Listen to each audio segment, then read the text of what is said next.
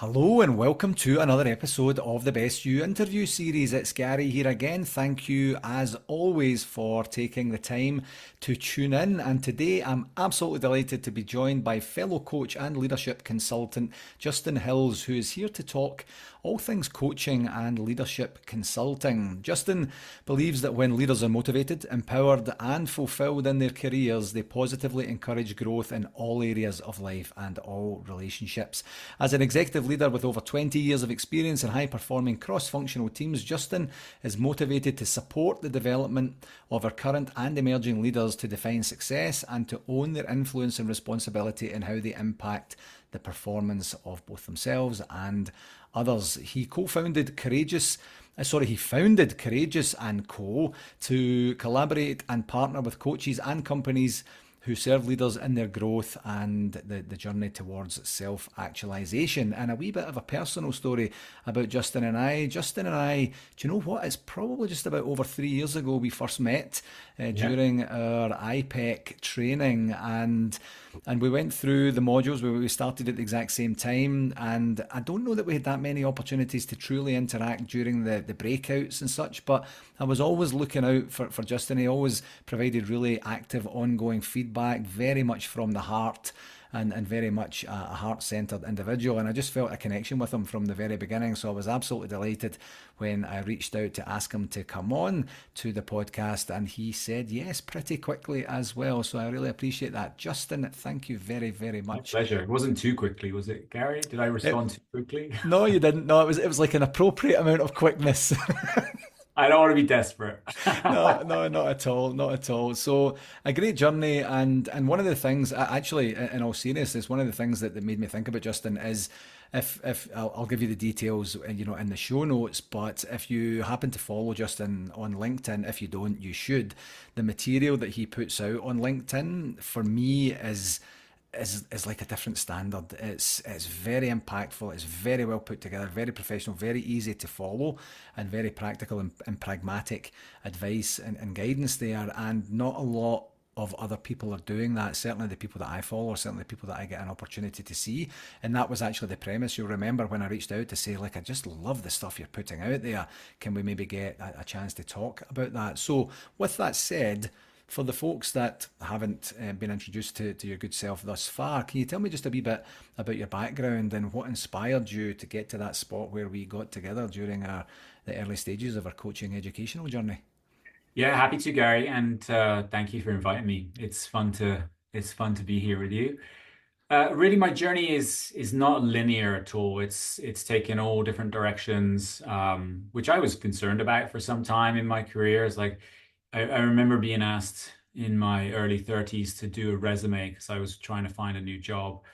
And they said, "Oh, just write a bio. Just, 4 sentences, your history, your skills, what you're interested in." And it took me weeks to write it because I was like, there's no path here. So that investigation I ended up starting to understand myself through that because I just bounced around from pillar to post in many ways. Uh, but what actually rang true is that I've always been in sort of intrapreneurial stroke entrepreneurial roles.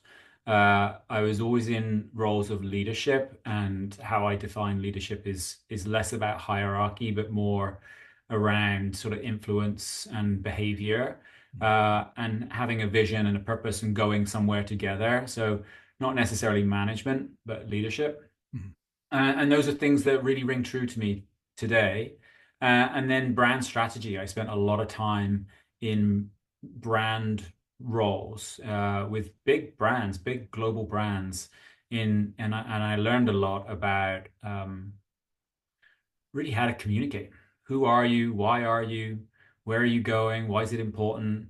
Mhm. And all of that flowed into a career that ended up following that brand sort of strategy, campaign planning, global launches from a marketing perspective uh, into sort of senior leadership in an advertising marketing firm.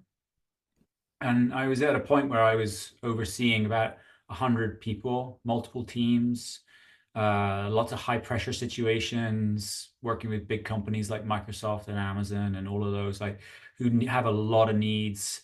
that put a lot of pressure on you to deliver. And our team were highly ambitious and very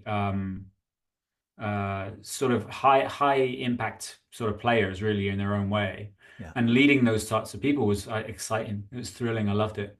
And then it wasn't. And then I was just burning out. I was just like, this can't be sustainable. This isn't Yeah. my life. And in 2020, I was on a self-development course that I was on, and through that process, I discovered that coaching was an option for me. And I'd had coaches in my life in various aspects through my career, and I'd always put them on this sort of higher pedestal than me.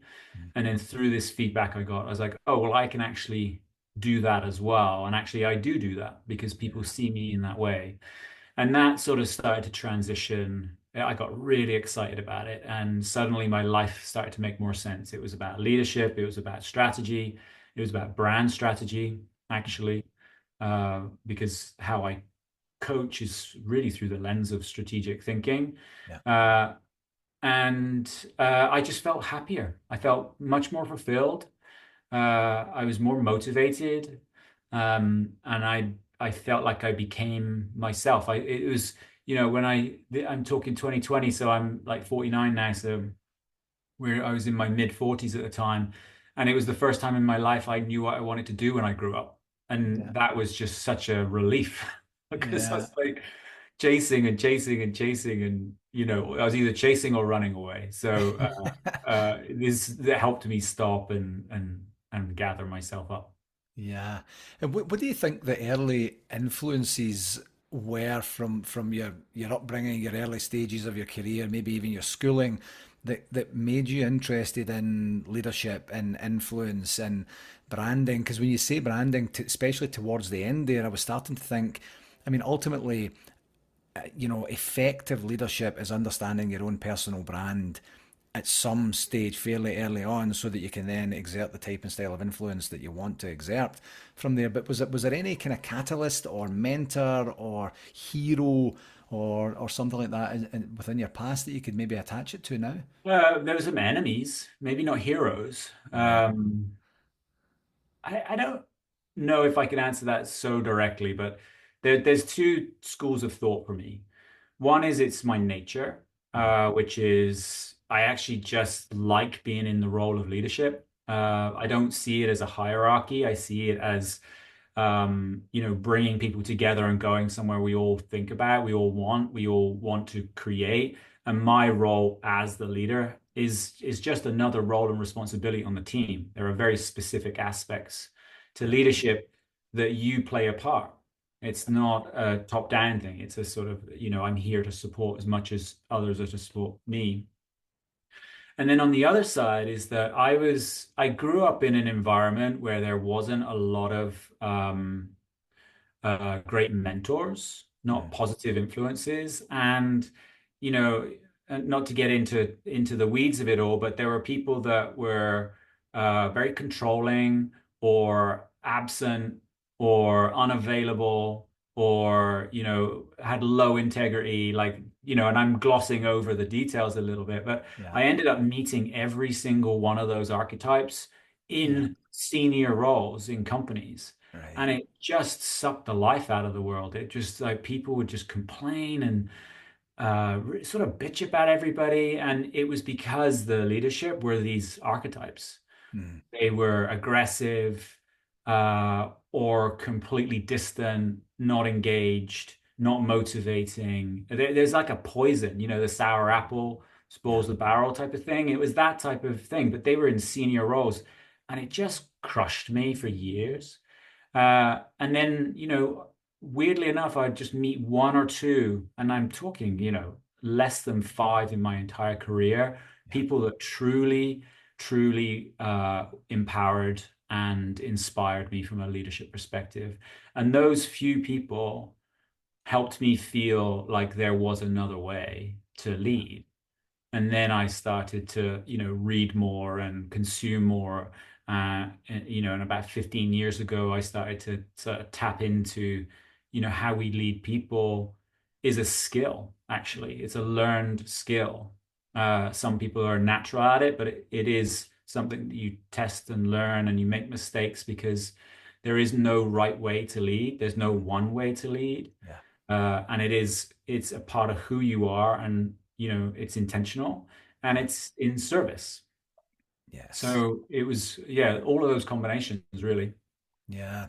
And I love that the ability to be able to kind of piece it together when it's not super obvious, and even when I've asked people in the classroom, for example, tell me a leader you admire most and why, it would be quite easy for them to say my dad, my uncle, my mum, my aunt, the high school teacher, but that's like a minuscule part of the overall story. There would be a why attached to that, and then you would have a dialogue, and it's really interesting of what you say there, just in terms of like almost everything is the same, and then there's the odd one, the odd anomaly where you're like, there's hope.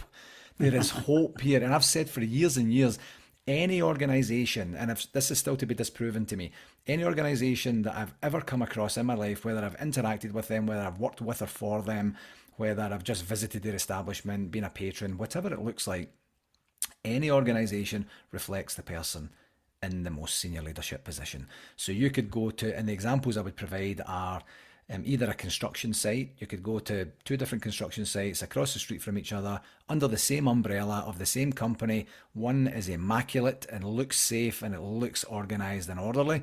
And the one across the street looks like a hurricane hit it, and that's because the project manager, the construction manager, has a different value set and values different things and Yeah. would pay attention. The other example I would have is actually like a McDonald's restaurant. You could go into one of these and you would be thinking, this must be brand new. This place is immaculate. And you could go in somewhere else and you're like, there's a hurricane. As a hurricane just came through this place. There's enough people to clean here, but they don't seem to be wanting to do anything to make the place look, in any way presentable and desirable to be part of or to be in. And it's and as I say, it's I haven't yet seen any organisation that in some way confounds the values of the person in the uppermost leadership position. That in some Yeah. way, whether it's directive or it's through influence of behaviour and attitude and experience, that sprinkles its way down in everyone then Absolutely. as a clone of some Yeah. description. Yeah, I often use the term leadership is it's just an amplification of who you are. Yeah, So yeah, it's, if you're a worry wart, if you're hyper anxious, yeah, then just times that by 100 yeah, because now you're influencing everyone from that lens. yeah, If you happen to be, someone that is hands off, I trust you, but doesn't really take any responsibility, then times that by 100. If someone, it's like a micromanage, times that by 100. Like whatever version of you, it's just times that. yeah, So then I think that's where we have to do the work. It's like now you're in this role of overseeing the behavior and performance of a group of people. You've got to take responsibility for who you are. That means you need to know who you are. Who are yeah, you, dude? Like, who are you at your core? And how can we rely on you? Because it's just a role and responsibility. yeah, It's not, you're not my boss necessarily. You are, but that's a role and responsibility to take care of me, to help me perform. But it's about influence, it's about motivation. These are very human skills. yeah, How do you motivate a person? You get to know a person. yeah, Is it the carrot or the stick? yeah, I do not like the stick. I hate it. yeah, It drives me nuts. I yeah, hate micromanagement, but I've done it. I've made those mistakes as yeah, well. But that takes personality, it takes integrity, it takes humility, it takes curiosity. That just tons and tons of curiosity, actually, a yeah, willingness to be open and wrong. I think leadership is one of the hardest things and one of the most critical resources that we have for the reason that you pointed out. It's the difference maker. yeah. Absolutely, and I loved what you said there about being reliable. And knowing yourself and then being reliable. Now Mm. that obviously means different things to different people under different contexts, of Yeah. course. However, if you have a genuine and true knowledge of who you are, and when you can, not to say that there's another part of your side of your personality and your leadership mode that's unreliable, but to say this is what you can rely on me for. This is where I will be. This is when I will be there. This is how you will see me show up. This is the type and style of personality I am. These are the things that I enjoy doing. These are the things that I don't enjoy doing. These are the areas where I need pushing. These are the areas where you can see me right at the front. And it Yeah. provides that holistic human picture to say, I'm not the panacea of absolutely everything you need, but this is what you can expect from me. How does that sound? And then you're in dialogue. Then you're having Yeah. an educated conversation. Then Yeah. And then what do you need? exactly. Yeah. Yeah. Yeah. Exactly. Yeah. This is why I love it. I can literally talk about it all day, all Yeah. night, because, there are many people out there that aren't managers. Yeah. Are Yeah. they less of a leader? Absolutely not. Mm, They lead people in their communities. They lead people in their families, in their friend groups. They may be project leaders, mm, uh, but they're not directly responsible for the resources, but they influence everything. yeah. With you project management, right? So if we Yeah. think about project management, I think about project management as the center of the wheel. Mm, Everything is connected. This person is the center of intelligence for yeah. this project. Do they have to have direct reports? No, but they have to influence the behavior and performance of everybody. So Yeah. that by nature is a role of leadership, in my opinion. So Yeah. I think it's really important that we talk about leadership, we set expectations around it. There aren't many expectations around it right now. If you go on LinkedIn, you'll see the same stuff over and over and over again. Like the culture around it is bringing more value to it. Yet there's no singular definition around it. Yeah. There's no singular like checklist of what to do and what not to do. There are definitely areas, and you have to find your way. Like I had to find my way. I made every mistake you can make, as most people do that haven't been trained. Yeah. I wasn't trained until sort of later in my career. And there also is a bit of a rub for me is that, uh, cream rises to the top, as it were, but it's people at the top get the investment. Yeah. And actually, the investment should start way, way earlier, like a decade and 15 years earlier, Yeah. honestly.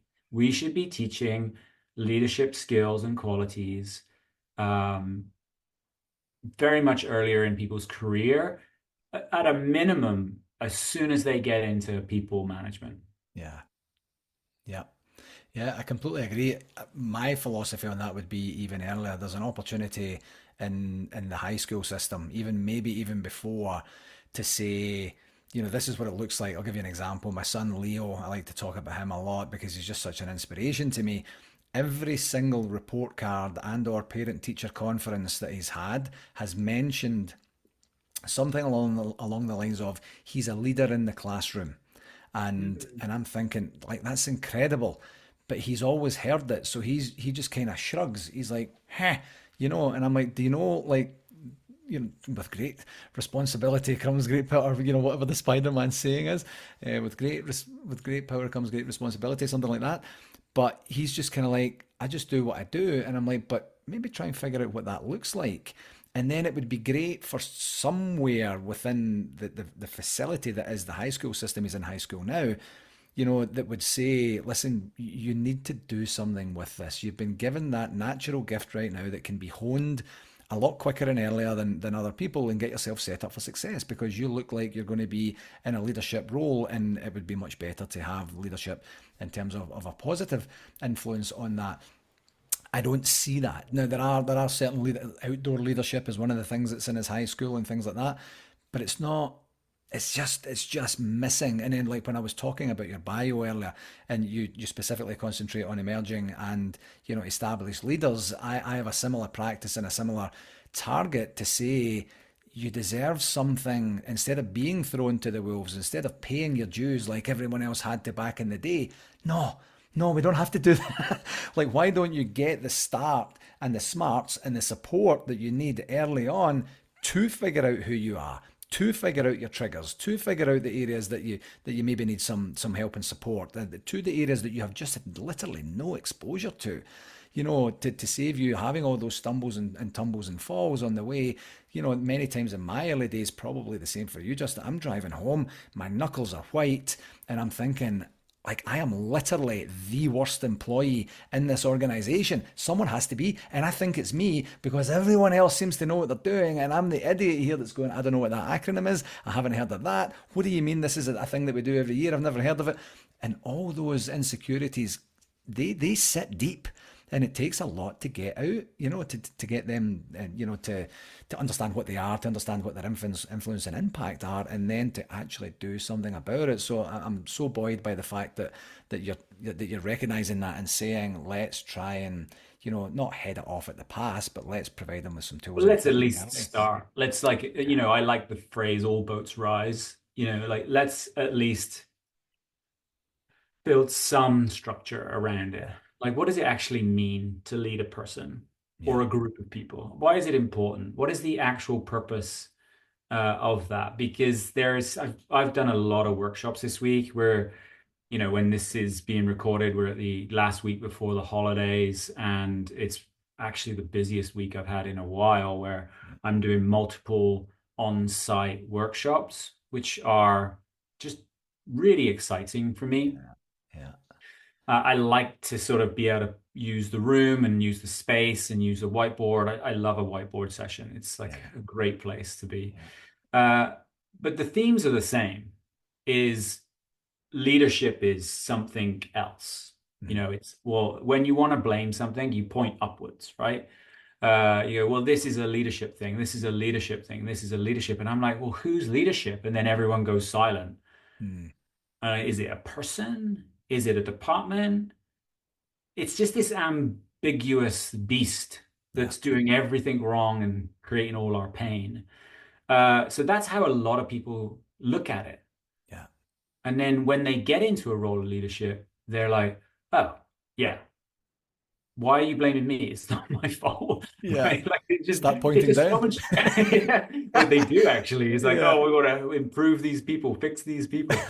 But therein lies like both the problem and the solution. Really, is just that it's interchangeable. It's actually management.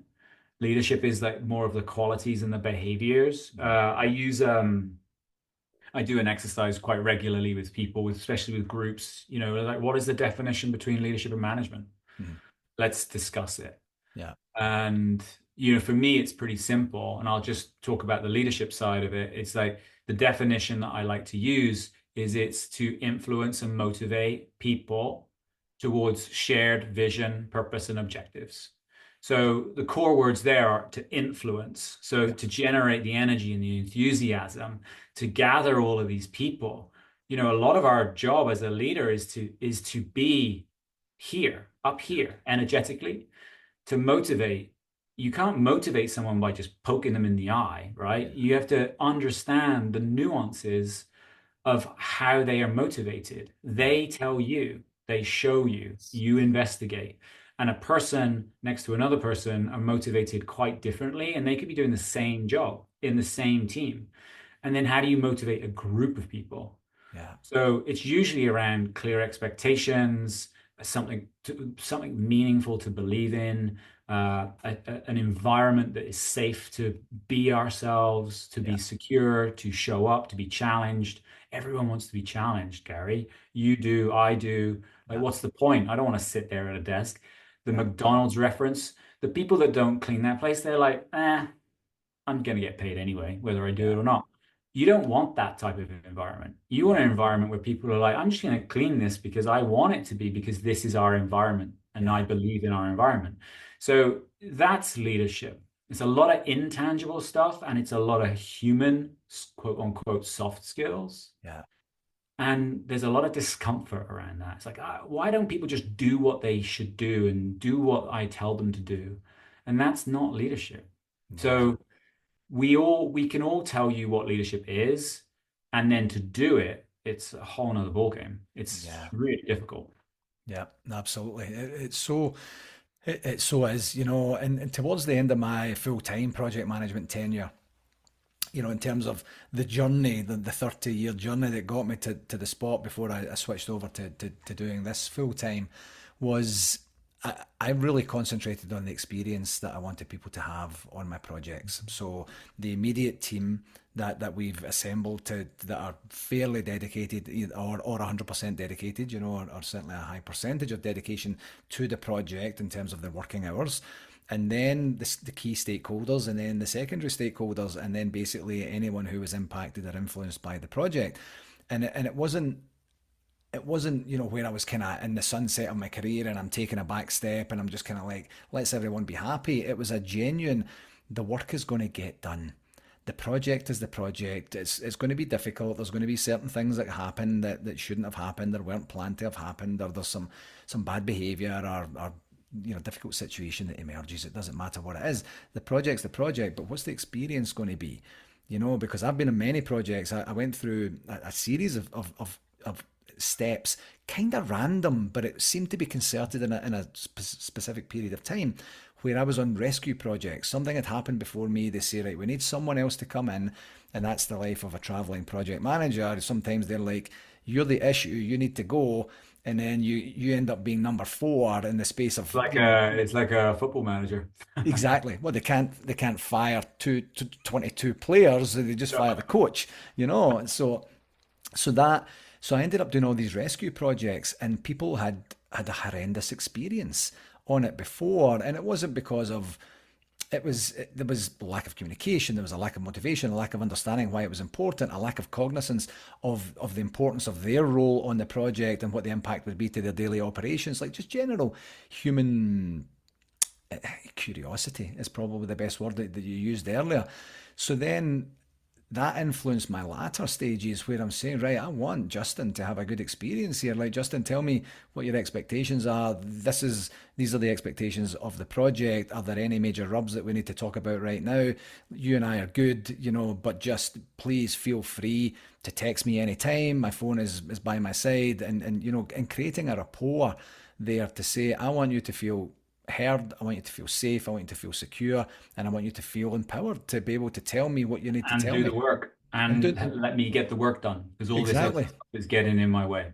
yeah, exactly. So then you get an opportunity, and in the beginning, especially if you don't know the people, it becomes a wee bit where they're like, heard it before. There's a couple of buzzwords coming out here. Let's just the proof is in the pudding. So then on a temporary endeavor like a project is, sometimes you don't have a lot of time to create that rapport, but you can still create an experience to say, I'm going to walk the walk, I'm going to talk the talk, and I'm going to do what I said I was going to do. And if I can't, I'm going to tell you why. And I expect the same from you. And if we don't have that, That's we'll have simple. different types of conversations. It's really that simple, Gary. And Yeah. I this week I've talked to CEOs and then junior like intern levels. Like I've had conversations with all of those. Mhm. And I would argue that I've probably had the same conversation with both, Yeah. which is uh it's okay to feel like you're making mistakes. It's okay to not know everything that you're doing. It's about setting clear expectations, uh, honoring that sort of integrity by saying, I'm going to do this by this point, and that's good enough. It's about clear communication, direct communication. It's about follow up. Yeah. It's about taking the emotion out of all the decisions. Like, I'm a Yes. bad person and Yeah. I'm not good enough and all of the things that we deal with and just focus on the facts to start with. Yeah. Why are we here? What is the objective of this here? Uh, what is my role in this? What Mhm. is the other people's roles in this? How clear are we? How unclear are we? Where are the gaps in information? And just tighten the information up. And that saves hundreds and hundreds and hundreds of wasted hours, Yeah. finger pointing, emotions, conflict. Just bring it back to basics, man. It's actually very simple. So, but we have to do that. We have to repeat that process. And then we can bring the emotion back in terms of ambition, in terms of growth, in terms of goals, in terms of I don't know, communication, in terms of like inspiration, like those human skills back in. Yeah. But it can't be on a wobbly foundation. A hundred And percent. dropping it. I do, and what you said earlier is really resonates with me. You can take one person out of a team and put another person back in, and it's night and day. Yeah. for good or for bad. But I've had to sort of do a similar thing to you is like there was conflict and, like a team just starting to crumble, Mhm. exhaustion, burnout, not feeling valued, just a relentlessness in the timelines, like just all of these things, which ultimately are true, but the weight of the communication is like, F this, F that, like it's these people's fault. And then when you go in there and you always start with curiosity, Yeah, give me your feedback. Like, let's hear it. I yeah, truly believe that the intelligence is in the team. So yeah, let's gather the information. And it's like a sieve. You start sieving mhm, for the big lumps. These lumps are either critical problems to solve or things to celebrate. yeah, There are many of these things, and then we build from there. What can we address? What we want to amplify? yeah, And then you just show and take people through the process of change. yeah, And then they make the change themselves yeah, because they see themselves. They know that you're listening. They yeah, know that they actually have permission to make all these changes. yeah, Um, because I do think that there is that sort of church and state type of thing, which is like, this is not my problem to solve. yeah, And actually, the opposite is true. It's absolutely yours to solve. You just don't feel empowered to solve it, or you're being given the impression that you can't. It's yeah, just a problem. yeah, It's like, well, it's just a problem. So live with it is usually the attitude, which is the yeah. worst place to be. And it's very demotivating for people under those circumstances as well. Back to the motivation part that you were talking about earlier. You're exactly right, and I've got this. It's almost like a comedy skit that I do when I talk about motivation in the classroom, where I say, like, motivation is not something where you're like, okay, so please don't contact me or text me between 9 and 11, sweetheart, because I'm motivating the team this morning, and I don't want to be disturbed. And this is my motivation time, and you just have to create conditions exactly as you said earlier, by listening, by testing, by trying, by observing, by taking the feedback. And sometimes being prepared for, like, what would be motivating in terms of this project, because some projects, using the project example again, some projects or initiatives are stink bombs. Like, they're not pleasant projects to be part of. They're necessary, they're regulatory, there's some sort of compliance need. It's not very exciting. So what type and style of experience are we going to have, folks? I'm going to give you the best motivating factor that I can right now. This is only 6 weeks long. We can do this for 6 weeks, can't we? And then, it's 6 weeks to minus, one day, minus 2 days, minus 3 days. There's always something that you can use as a grip and a hook and a handle to say to someone, let's get through this one. And by the same token, conversely, if it's a brilliant project under excellent conditions where everyone has an opportunity to grow and contribute and really see demonstrable progress in themselves and the project and the organization, let's really truly enjoy this, because we only have 6 weeks left and we want to get the best that we can out of this. So there's different ways to look at it as we go forward. So then, in terms of your coaching practice, just to kind of bring us back to the coaching, and leadership is a key focus part of coaching, to be able to help them. I didn't say exactly this on the bio, but personally and professionally, it's kind of almost one and the same. It's an experience that's not going to be completely isolated from each other. What sort of type and style of things do you see being the biggest barriers that leaders are dealing with today? Pressure. Uh, it's I don't want to generalize it, but it's complicated. Yeah, It's complex. Everything is changing. The generational workforce is changing. People's expectations of life and the workplace are changing. You've got people that are sort of coming into executive roles that have never done it before. yeah, Um, and they're like, holy hell, mm, this is hard. You know, this is I'm trying to be strategic. I'm trying to take us into the future, and I have to deal with all these broken souls because we're all dealing with too much. And I don't know where that comes from. Maybe it's just part of the sort of cultural shift more channels to manage, more people to manage, more complexity, more policy, more sort of like best practice. Like there's a lot of things going on, but the pace is really aggressive. And in every industry that I work in, it seems to be the same. There's no let up, you know?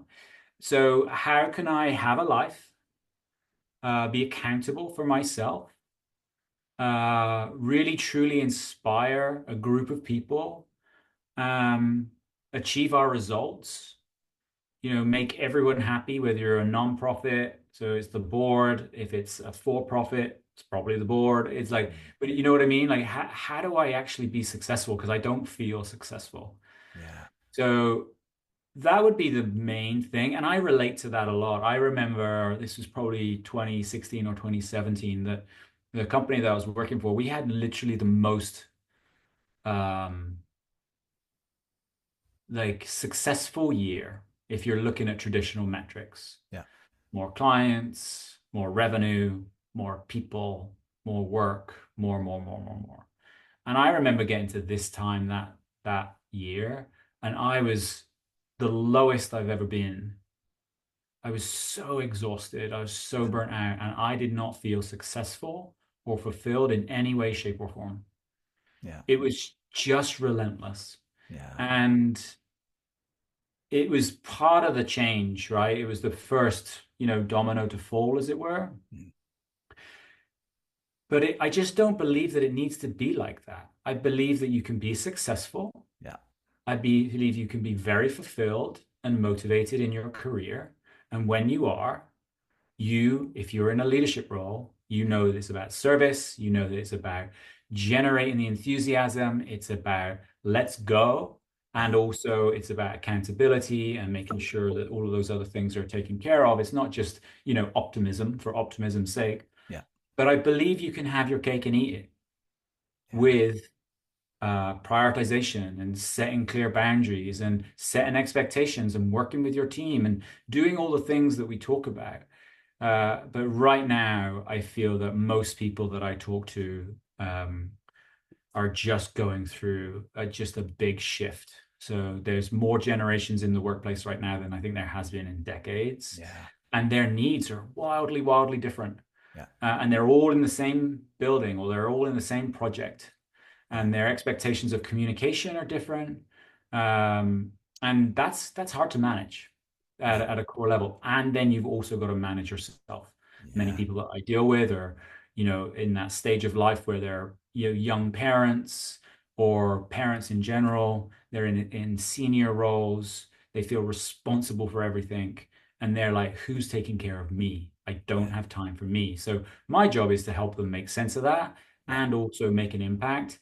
I like to work in a business that is focused. I can get into the business of the strategy too. Like, where are we going? Why are we going there? What's the purpose behind this? Yeah. Because often uh, our our our sort of what's the word? The Our mindset or you know how we feel about the workplace, how we feel about ourselves in the workplace is directly tied to are we going the right direction? Do we Yeah. trust that we can be successful? Yeah. Because if every arrow is pointing down and is red, it's like, ugh, what am I doing here?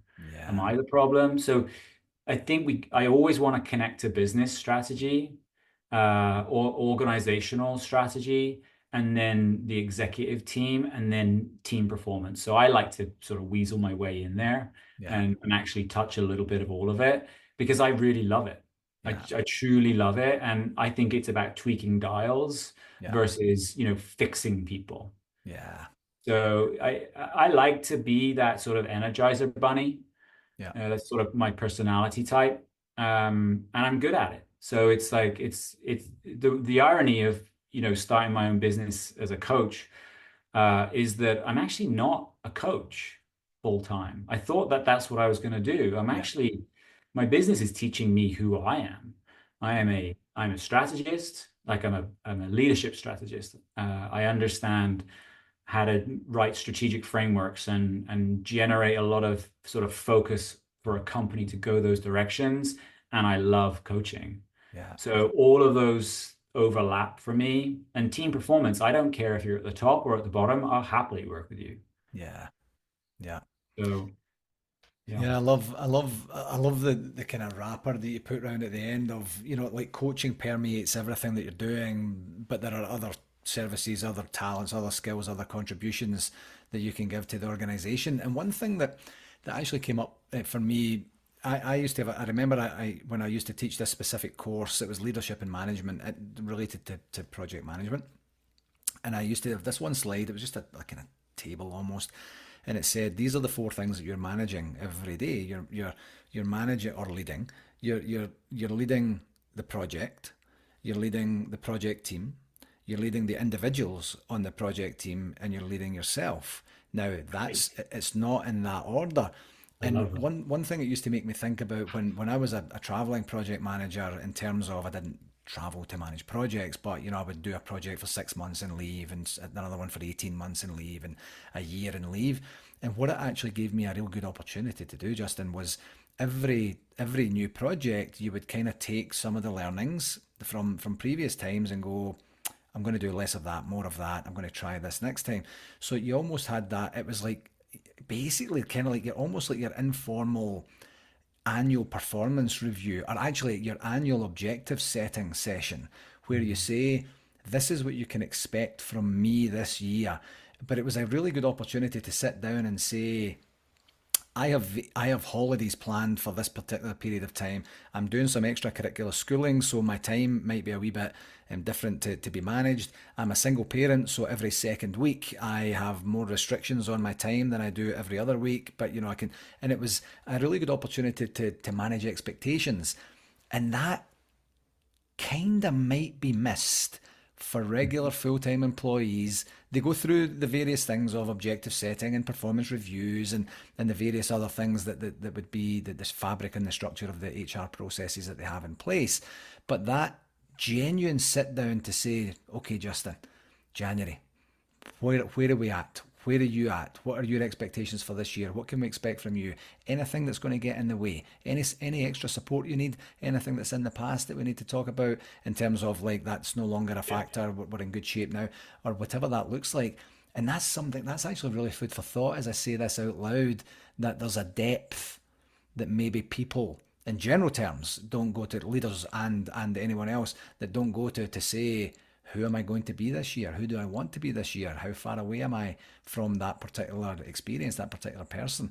And am I able to bridge that gap or at least move closer towards that? What do I need from my leader to be able to exact that change that I'm looking for? Yeah.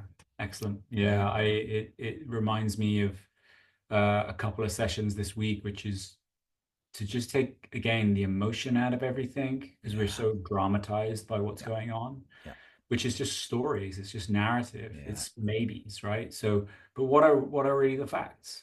yeah, What are what are what do I want to create? What are the and but why is it important? What are the facts of these expectations that I'm setting? yeah, The fact that you just said I'm not available these times. They're the building blocks of setting expectations. yeah, And then in any form of professional or any relationship, you're sort of managing information up and down. yeah, So what is the information that we're flowing from person to person? That's how we make decisions. It's yeah, how we operate. yeah, So if we're working together and you say, I'm going to do all these things, I can go, great, because that is all informed me in this way. I'll do these things. yeah, Done. yeah, Aligned. yeah, Accountability is set. Done. When are we going to meet again? Tuesday. Great. Done. No emotion, no disappointment yeah, unless you don't turn up. yeah. Right? Yep. Yeah. And then if you don't, that's information in and of itself, where you have that opportunity to say, you said you were going to have this done by this, state and date. You didn't get it done. Can you explain to me why? And then that's an opportunity to give a person a different experience. They might think that you're coming up here at some point, and you're going to do this thing. You don't do this thing.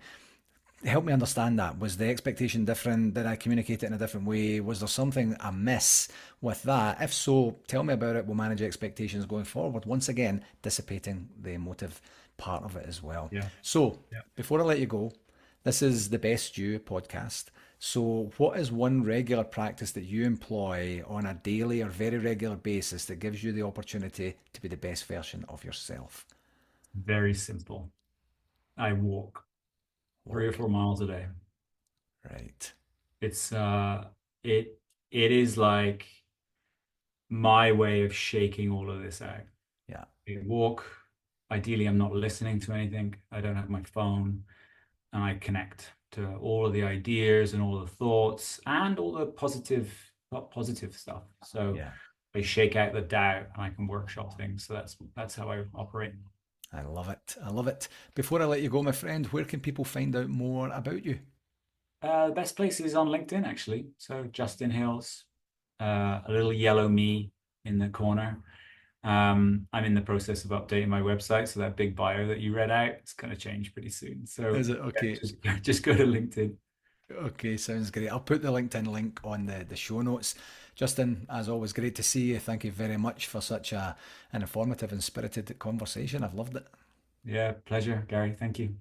Hello again. Thanks again for tuning in to this episode, and I do hope that you found it valuable and gained some insights. I do have an ask for you. If you enjoyed this podcast, I would absolutely love it if you would connect with me on my socials, and that's at LinkedIn, Facebook, and YouTube. Just search for my name and do whatever it is you need to do there to follow me and stay updated with all the latest content, tips, and discussions. And for any more resources that you're looking for, feel free to visit my website, garygillen.com. And while you're there, you can book a free, no obligation 30-minute coaching call directly with me through the site. Whether you're looking to enhance your performance or tackle a new challenge, I'm absolutely here to help you succeed, and I would absolutely love to hear from you. Thanks very much again, and until next time, keep pushing towards your goals and getting better each and every day, my friend.